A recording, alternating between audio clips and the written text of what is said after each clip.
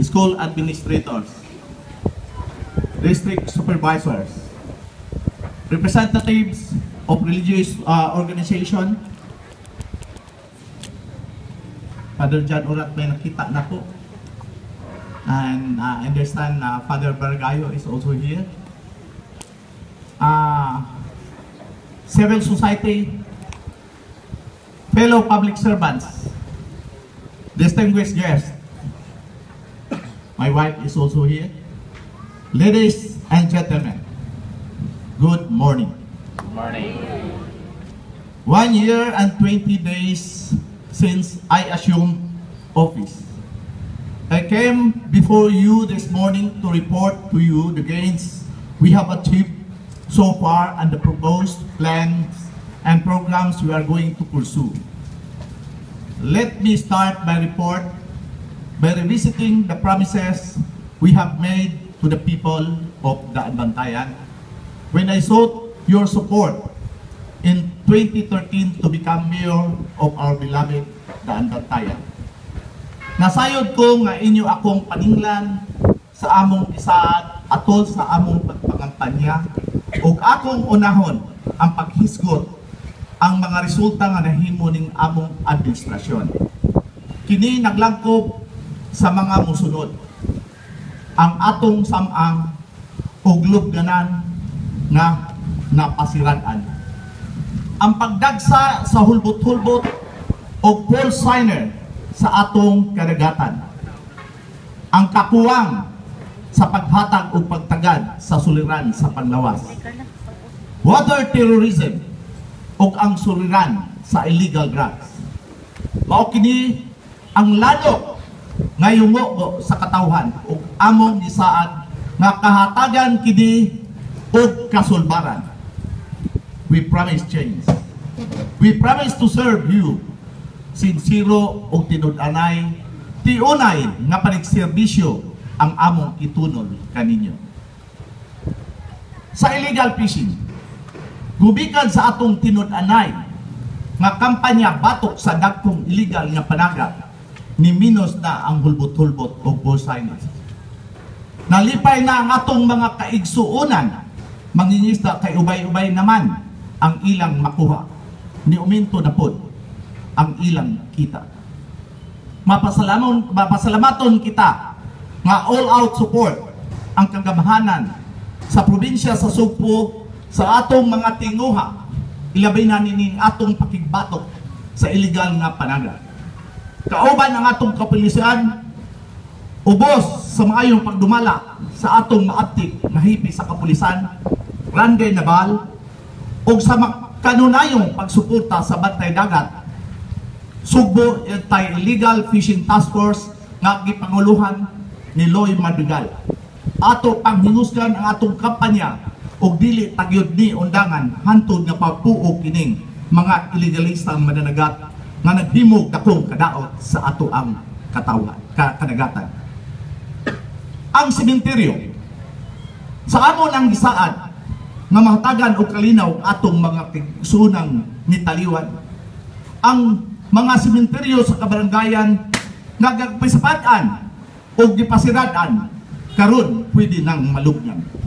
Nga natong mga Pilipino sagrado ang lugnanan, atong himuan o pamaagi nga maprotehian kining mga lugnanan.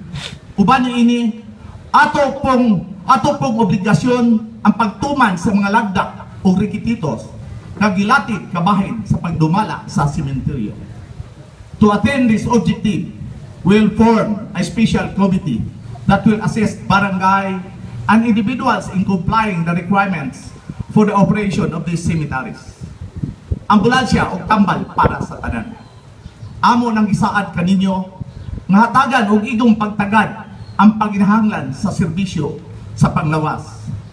Immediately after we assume office, I requested our Vice Mayor Gilbert Arabis, which he obliged, to pass an ordinance making the usage of ambulance free of charge.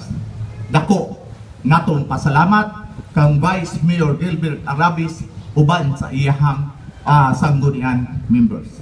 Daghang salamat.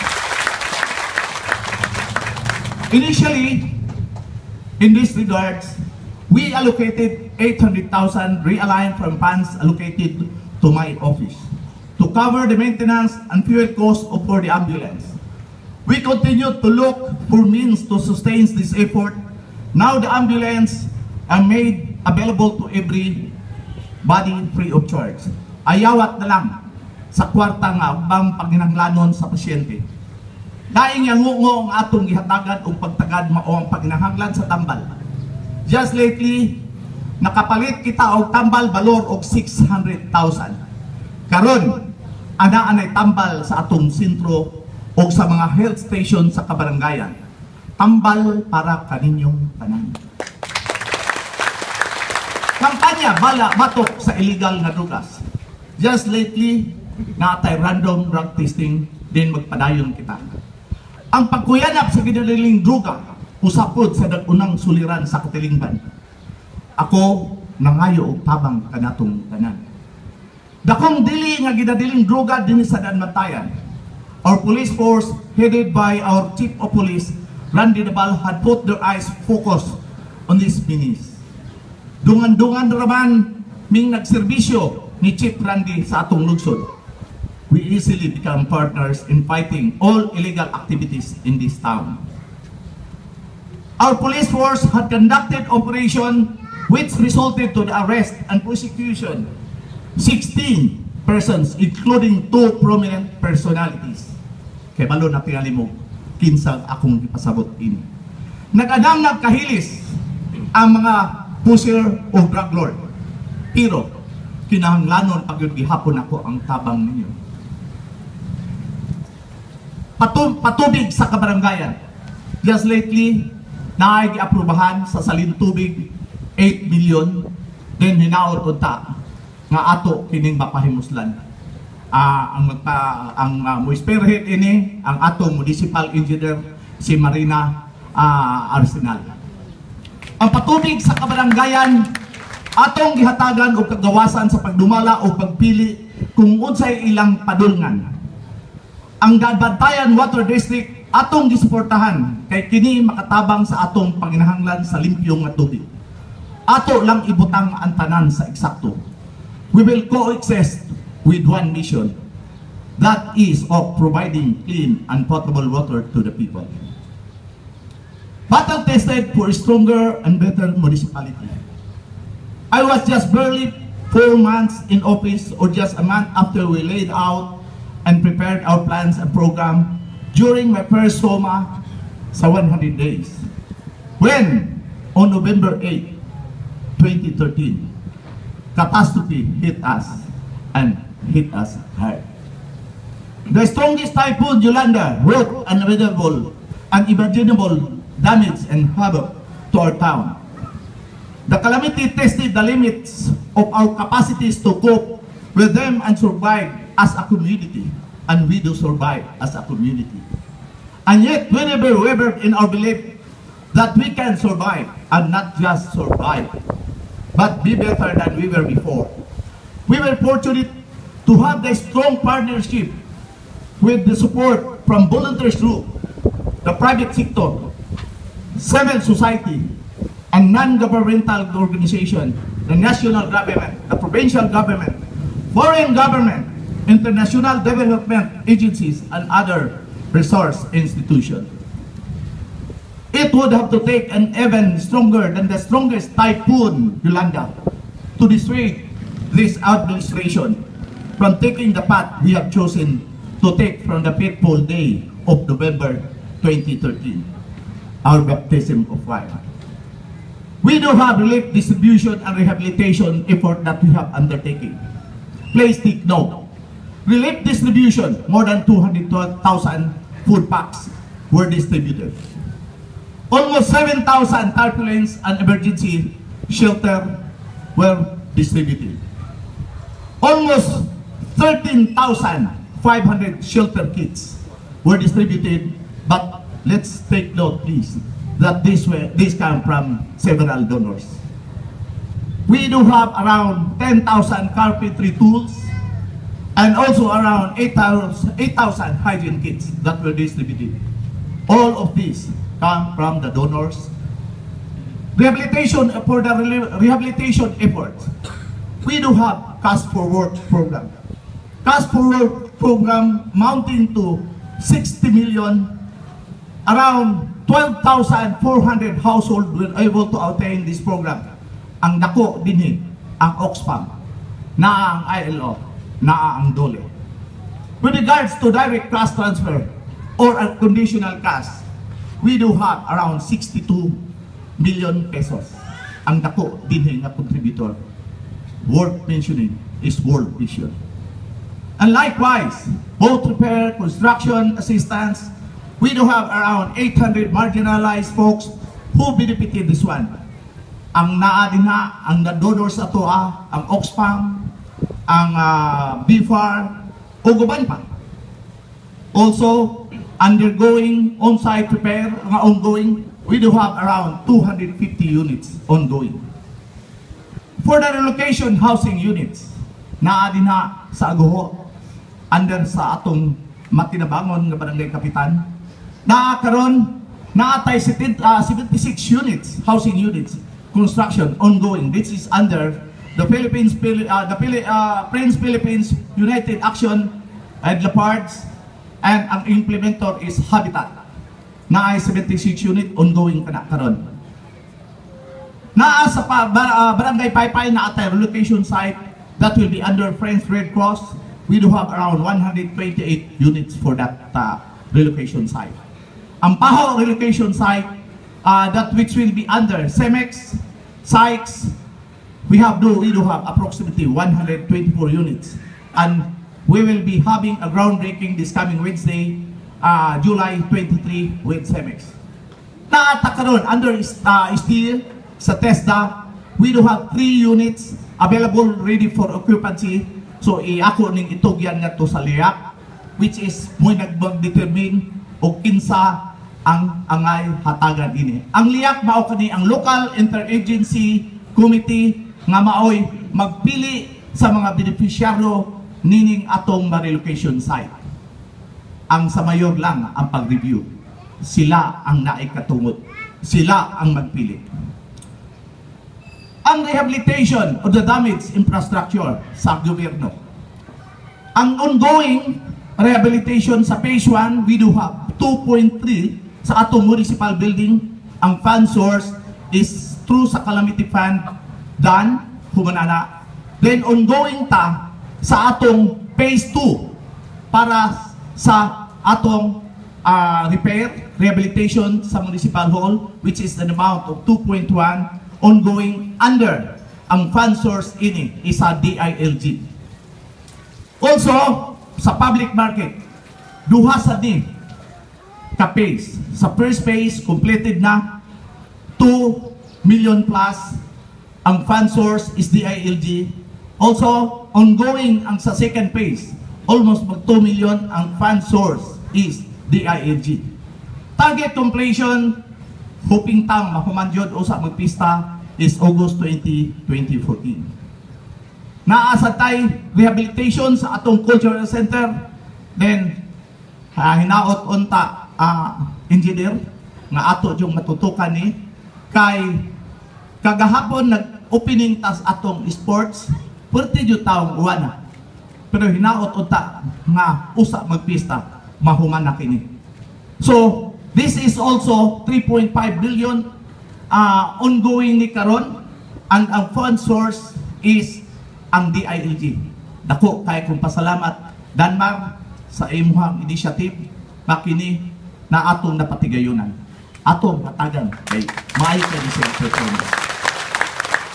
Ang repair and rehabilitation sa atong slaughterhouse naasad ta, this is subject for implementation. 2 million ang source of fund, National Meat Inspection Services. Also, now, naasa tayo mga ongoing mga projects.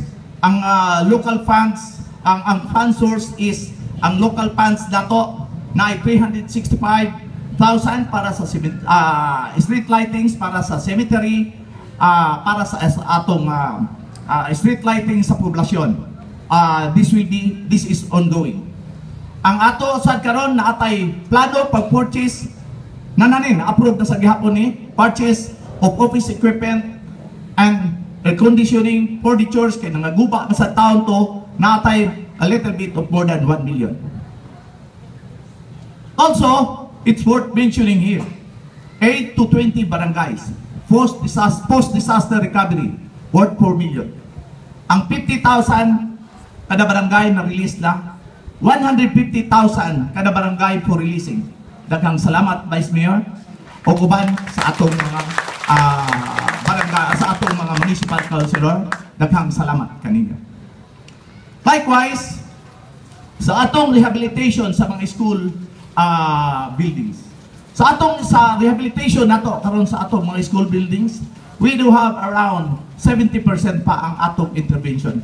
Ang dako diri mao ang dako diri ang Sarafi na ang Swiss Humanitarian na ang Van Ord, pero dako patakta o gap ini for intervention. Natay around mga 30% pa. Hinaot unta nga as mentioned ni Superintendent School Superintendent Dr. Arden Morissette nga naay intervention ang kining pagcore in amount or good for 120 classroom para dritanan sa northern part of Cebu. So hinaot unta nga mag-accommodate niya. Also now, ang dako nato karon daghan pa mga intervention. Worth mentioning here is the total financial assistance from different LGOs, private individuals, NGOs, and private corporations worth around 7.5 million. Well accounted ni. Thank you very much atong tresurera. Well accounted ning kwartaha.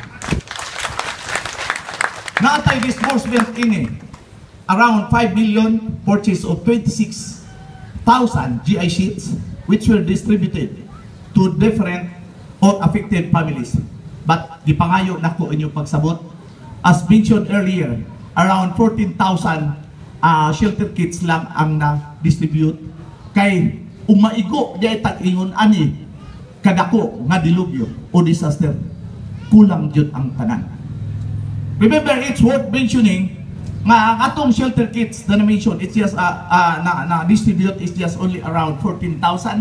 And ang atoang kinatibukan nga household risk lungsod sa Daan Bantayan as the latest survey sa atong MSWD is 21,500. So naadyoy balanse nga dako-dako pa jud around 7,000. So gipangayo nako ang inyong pagsabot dinhan kapitan.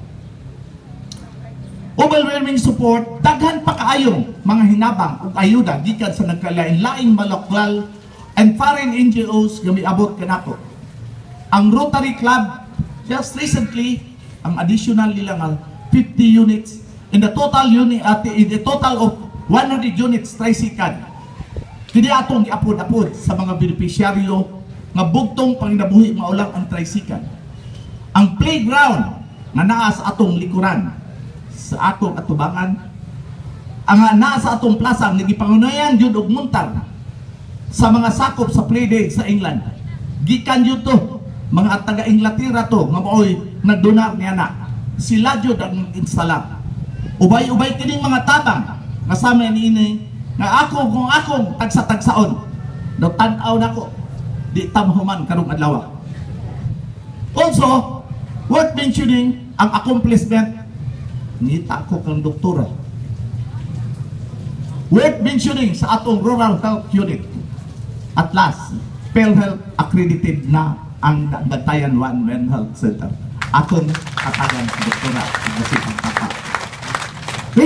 They also have various trainings and capability building seminars for the rural health personnel and barangay health worker. They do have the acquisition of brand new equipment for the lying-in clinic and barangay health centers. Conduct of pre-medical, dental, and water hygiene and sanitation services. Availment of free quality medicines during consultation, as mentioned earlier. Purchase of medicine just recently in the amount of 600,000 and were already distributed as mentioned ni Dr. Ras ako, mention na niya na iyan ang na-distribute sa different barangay health station. Environment, that is where I really need all the help. This is the biggest challenge that we have, solid waste management. So kinahanglanon yun nato ang tabang sa usag-usag. Dako yung kay tag mga angay nga pagabuhaton ini. Pero naasay work mentioning nini na kinahanglan na ay accomplishment sa atong grupo sa atong Mindro.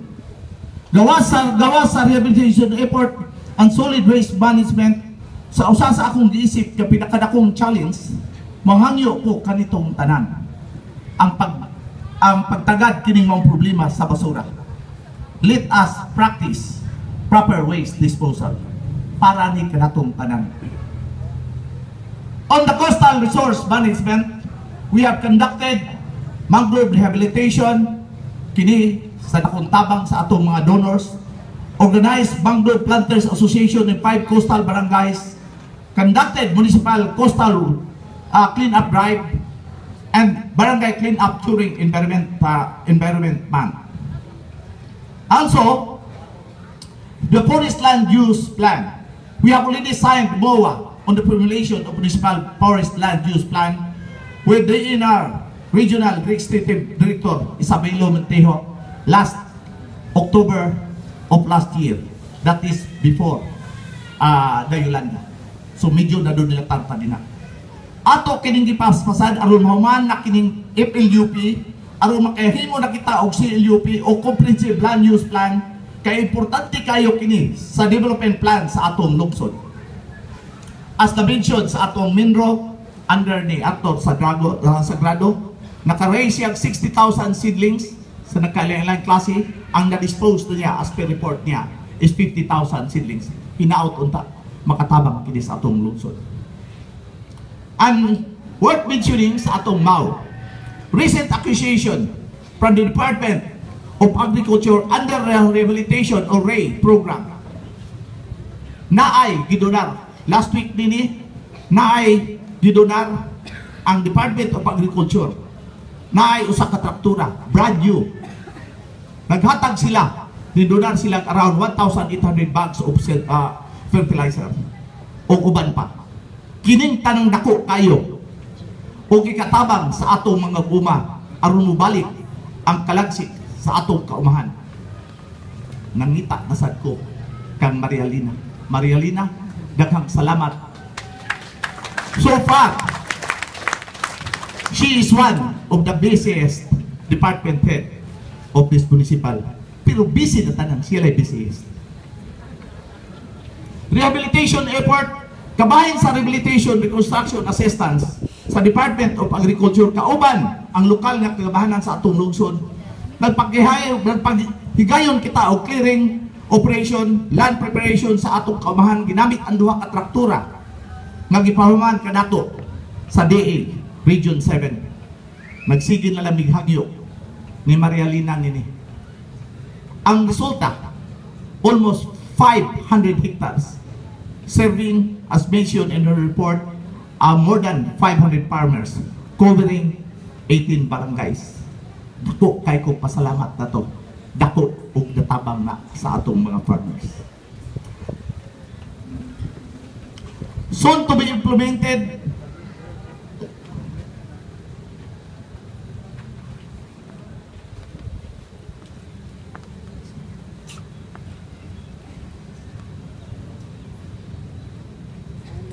on the education. This administration fully support the academe in its effort to provide quality education to our students and pupils. We have allocated the amount of almost 500,000 as assistance to the elementary and secondary schools in our municipality.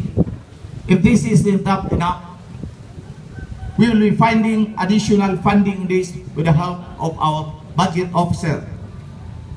Ato pong gipalakdan ang scholarship program by allocating almost million to cover additional slots to give opportunities to more poor but deserving students to avail of the scholarship program. Uspo nako, dakong pasalamat nako sa SB gagipanguluhan sa atong Vice Mayor Gilbert Aravis. It is based to be ready disaster preparedness. As mandated by law, the local disaster risk reduction management office had been created. A new DRM officer will be appointed soon to lead this staff in institutionalizing disaster preparedness in every barangay of this municipality. An amount of around 600,000 is being allocated to purchase equipment and machineries for use of the said office necessary in the performance of its uses. Bago lang din na-mention sa Tsako sa ato ang Vice Mayor nga nangayo kog suporta sa atong Sangguniang Bayan members nga magpasat og resolusyon in this regard sa atong DRRM office. Daghang salamat daan kay tan-aw nako ipasar gyud nila. Sa atong treasury tax collection para sa kasayuran ninyo kay balo naman yung tingalita ang tax. Tax collected is the lifeline of our town. So gipangayo nako ang kooperasyon sa atong labinas atong mga negosyante o kanatong tanan. Ang buhis kay inyong gibayad mao kinabuhi sa lungsod. As of May 31, 2014, our collection is 10 million, which is way below the target of 18 million. Pero napatakitay pila ka buwan nga para ma-attain nato ang target nato nga 18 million. In fiscal year 2013, our town's annual share from national collection is na around 95 million, while local tax collected was around 19 million. The Bantayan's total income in 2013 is 114 million. Kung atong tan-awon, kinahanglan hugot-hugot yung tagbakos kay Daan Bantayan is era dependent. Dili pa kita mabuhi ug walay era. Would it be possible to increase tax collection without increasing the present tax being imposed? Yes. Mao kanay atong direksyon. Wala ko maguna-una nga increasean ang atong tax, mga taxes. Kundili pwede natong buhaton through efficient and equitable taxation. Another, which we have discussed, another solution is an e-tax, enhanced tax revenue assessment collection, nga maoy direksyon sa atong treasurer ni Eva Dillon. E-tax is the computerization of revenue collection system. We are bent on implementing this before my term ends in 2016. Procurement system. I have always emphasized to the department heads that procurement process must follow the COA rules and regulation. Stricto kaayong ta niin. Any deviation will never be allowed. This is to ensure that the people's money is spent well. Gusto nato nga na ang control, gusto nato na ang SAC monitoring para magasto sa tinarong ang kwarta sa katawhan. On social welfare, my administration will always give more importance to the less fortunate, the poor and less privileged, the persons with disabilities, senior citizens, the weak, the children and women. We have seen to it that they are all well taken care. The Social Welfare Department have programs that caters to their needs. The daycare center, the supplementary feeding, the pantawid pangkabuhayan ng pamilya Pilipino or PURPIS. These are the programs that we have fully supported and implemented. We will be implementing very soon the social pension for indigent senior citizens program. The program is an additional government assistance to augment the daily subsistence and other medical needs of indigent senior citizens. For those who are in crisis situation, we are extending cash assistance through the AIX. Pero ato ning minong-minong yun. Kaya ken, era dependent ko ta. So, ang ato lang yung paghahatagan, kato na yung mga nanginahanglan. Soon to be launched this August 2014 in our municipality. This is also with the support, full support of the Sangguniang Bayan members and likewise with our able Vice Mayor, is the Kalahi Seeds in CDDP program. I will be signing soon the MOA with DSWD for the implementation of this ambitious program in our municipality. This is in the amount of 80 million.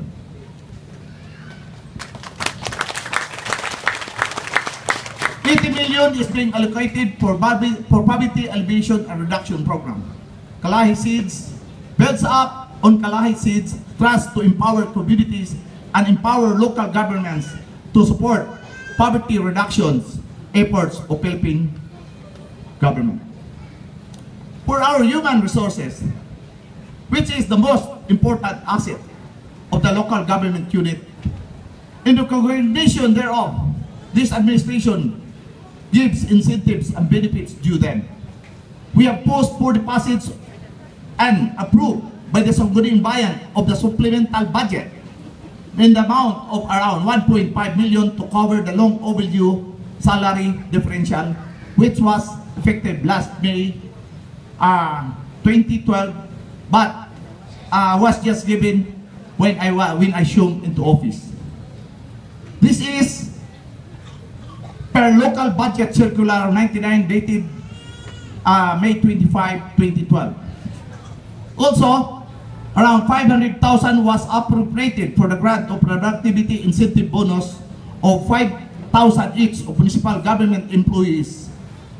Likewise, municipal employees are also encouraged to attend trainings, seminars, and workshops to learn and develop new skills and knowledge and improve their capability and productivity. Napasar na sa Sangguniang Bayan ang functional staffing pattern aron atong mapaligon ang matag departamento sa lokal nga kagamhanan. Good governance.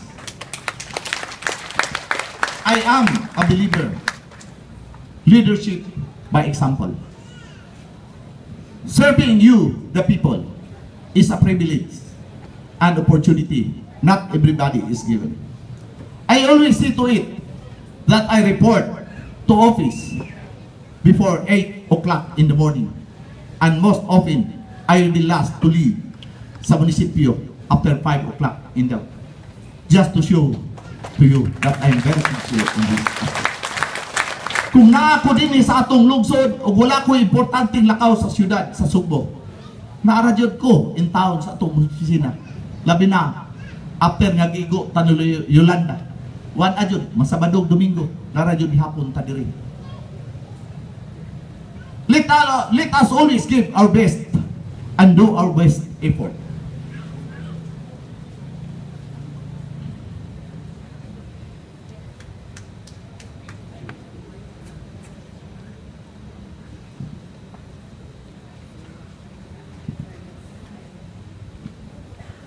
So kaya ning nagsigitag scroll diri nuwa.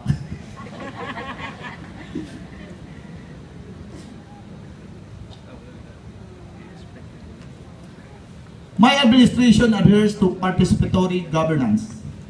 Mangonsulta ug maminaw. Kanunay hatagan ug bili ang tingog sa mga kauban ug katawhan. Karong umaabot nga Hulyo 24, mangonsulta ta through sa ato ang Municipal Development Council para sa atong budget preparation for this coming 2015.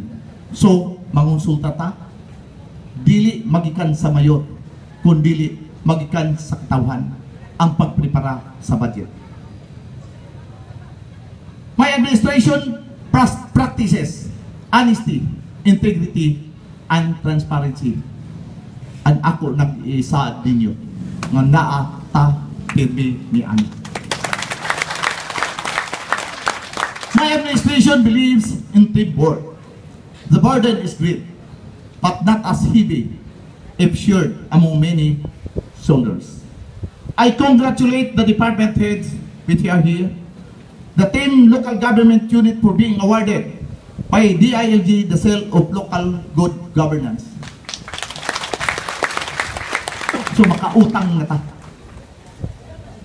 Sulti pas ako sa ato ang budget officer, makautang ko no og 107 billion. Ambot lang ka umusugot ba mo? Other projects being implemented. On our own initiative, with the support of government agencies and private companies, we were able to implement the following: repair and rehabilitation of barangay roads, 14 rani ka kilometro, pero po kay tabang ang atong provincial task force ini. This is sa ilahan ng inisyatibo ipahulon ta mga equipment kay wala kitay mga equipo. That is true sa ato ang municipal engineer Marina Arsenal. Sige ni siya coordinate dito sa kay amigo man din niyang kuan ang provincial engineer sad, so they do have a close coordination, so dako kay nagkatabang. And just recently, development of Maya Ruro Port as an alternative port pursuant to the temporary permit to operate the Ruro Port, which was just recently granted by the Cebu Ports Authority. Also, initiative sa ato ang Vice Mayor, ang sewing skills training in coordination with Metromed. Tanaw na ko daw 150 na kapit ang naka-benepisyo ini. Ang uban na naitrabaho. Daghang salamat, Vice Mayor. Projects for implementation: 5.6 billion farm to market road under BUB. 8 billion UNICEF rehabilitation program. Naka-download na ning kwartaha matupad ni sa atong tresurera. Then, wala pa ni naka-download ang 80 million kalahi seeds. Very ambitious. Also, sa atong plans and program, makakurat ni. Soon to be implemented is the national government funded assistance to Yolanda affected municipalities. The financial assistance amounting to a whopping 2.3 billion covers the funding. 2.3 billion. O wala mi ipatawag ini, wadyo ko makaabot ini. Kini, o makabasa mo si news, katong rehabilitation plan dako kay nigtabang ang ato ang provincial government kay ang nag-molde nini mao ang atong task force paglikod. Mao ni ang 12.2 billion nga na-approve na sa cabinet cluster. That is 12.2 billion sa 12.2 billion ang naka-allocate ana sa lungsod sa Danmantayan. 2.3 billion. Bingo. Sold tanan. Kining 2.3 billion base sa rehabilitation plan. Naglangkob kini sa for relocation that will be around 4,200 resettlement housing. Mangayo kog tabang nyo nini. Kay usa ka requirement, titulado ang yuta. This will be in the amount of a little bit of more than 1 billion. Ang implementing agency is ang National Housing Authority. Naasa dusab katong apart sa 2.3 billion na ay good on-site construction, good for 4,600 houses and the amount of 320 million. Ang implementing agency is ang DSWD. Sa mga partially damaged for relocation, we do have 63 household in the amount of 90 million. Ang implementing agency is ang National Housing Authority. Ang investment to other sector which is part of the 2.3 billion. Education, hinaot unta nga kini magsulbad pa sa mga balanse sa mga classrooms nga angay ipaayo na ay 137 million. Ang para sa livelihood, wala jud nini Marialina na nasa 80 milyones ang sa health na around 4 million, infrastructure 19 million para sa niyay naka-allocate diri municipal owned 91.7 million. Ang plano kining munisipyo kay naata sa danger zone ibalhin kini naay naka-allocate nga 91.7 billion. This funding assistance for the aforementioned project is aimed at attaining the total rehabilitation of our municipality. More than the buildings and infrastructure, my administration will work on building a strong social infrastructure, katawhan una sa tanan. The next 2 years of my administration will focus on development of the number one treasure and resource of our town, people. Upland Hill. It's EAL for health and sanitation, environment, agriculture, livelihood. Lagsik o baskog nga katawhan nga nagpuyo sa luwas nga limpyo nga palibot buhong sa pagkaon ug adunay panginabuyan. I believe this is feasible and attainable. I am hopeful that after the end of my term in 2016, we will see a people that is healthy, happy, and contented. Finally, I would like to leave this special message to all of you, my beloved Kandayanons. I am giving you all back your self-respect and dignity as Kandayanons. Those who didn't vote for me are saying it now that did it because they don't know me and didn't know then that the Kandayanons are entitled to more and better things and facilities and to better and humane treatment.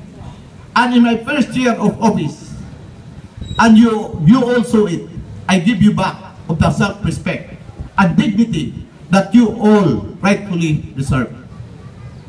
Daghan man pod ang nagtuo sa inyo nga kung unsay tratamento sa inyong mga giagian kaniyan niadto normal ra kato. Now we all know that you deserve more and even better, and I promise you that. In this journey to a better life, there is no other time for us to join hands but now. I sincerely appeal to each and every Kandayanon. Let us unite. Let us pool our energies and resources for the greater good of all Kandayanons and our beloved Daan Bantayan.